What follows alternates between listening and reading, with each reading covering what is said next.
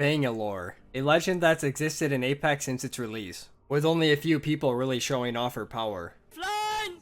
Lifeline! Where's me? Who many players now would say is one of the best legends in the entire game. So why did it take 16 seasons for people to start using her? Well, actually, at the beginning of the game when Apex came out, a lot of people did use her, with one of the highest pick rates in the game. Although some may say that the information could be a little skewed considering how many legends at the time you even had. Which, was not very many, with Caustic and Mirage both being characters you actually had to unlock first. So what was different about Bangalore then compared to now? And actually, it's not a whole lot. Bangalore is one of the most consistent legends in the entire history of Apex, only receiving about 5 real changes total in the over 4 years she's been out. With even Jay Beebs, one of the live balance designers over at Respawn, saying, "I personally view Bangalore as the watermark for where balance should be in Apex." With the only change prior to Season 2 Bangalore receiving being a nerf to her passive. From 40% to 30% movement speed, which if you didn't play back then, that 40% was very fast. What made her so good in the preseason of Apex in Season 1 was her ability to engage and disengage with her smokes and ultimate if needed. And at this time period of Apex, nobody could really aim, so having a passive that gave you more movement speed just made it even harder for you to get hit, making Bangalore a solid character for 1v1s even up to 1v3s. So back to the original question, why did it take people 16 seasons to start using Bangalore again? Where we see in Season 2 the start of the drastic drop of Bangalores in the lobby. And here is the reason why.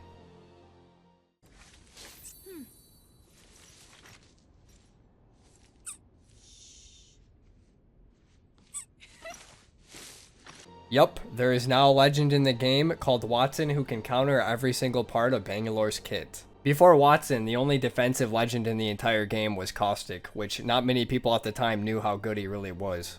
But that's a legend for a different video. Bangalore really excels at her ability to kinda push anything in the entire game. And with the lack of defensive legends in Season 1 and preseason, there was really nobody to stop Bangalore doing whatever she wanted. So Watson pretty much replaced Bangalore almost immediately on every team comp. Because playing early zone was really the only viable playstyle. Because back then, there was no such thing as spawning with a shield, and there was no such thing as even leveling up your shield. With Bangalore pretty much being best at playing the edge or fighting people on the edge of rings, if you found a white armor, that was your armor the rest of the game unless you got lucky and found a better one.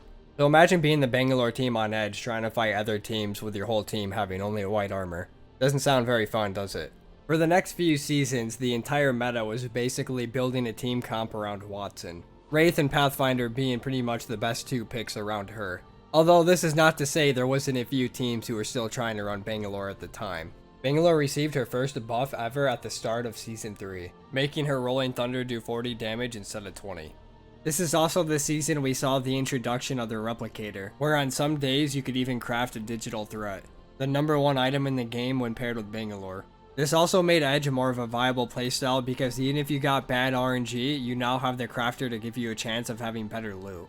Although definitely a good change, this really had no impact on the meta whatsoever. But then, a little over a month after the start of Season 5, we finally see a chance of hope for Bangalore. We see a Watson nerf that significantly reduces her pick rate. And then 2 months later at the start of Season 6, another buff for Bangalore, decreasing her ultimate's cooldown from 4.5 minutes to 3. So surely now Bangalore's pick rate will go up, right? Let's look at the legend pick rates for the Autumn Circuit playoffs in December of 2020, a month after the start of Season 7. But wait, the EU region only has a 5% pick rate on Bangalore, and NA doesn't even have one to begin with. So what happened here?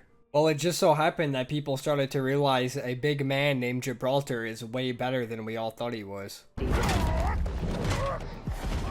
At this time, Wraith was so good to the point where she was a 100% pick rate, must-have type of legend on the team. Then everyone started using Gibraltar because they realized how good having 25% faster healing inside of his bubble was. Then that left one slot on the team, which was often filled by either a Watson, Bloodhound, or Caustic. So let me explain why this is a problem for Bangalore. When Gibraltar is meta, he forces a shotgun meta at the same time since shotguns are best in bubbles.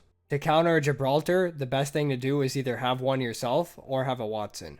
Gibby can also block a Bangalore ult just by using his dome.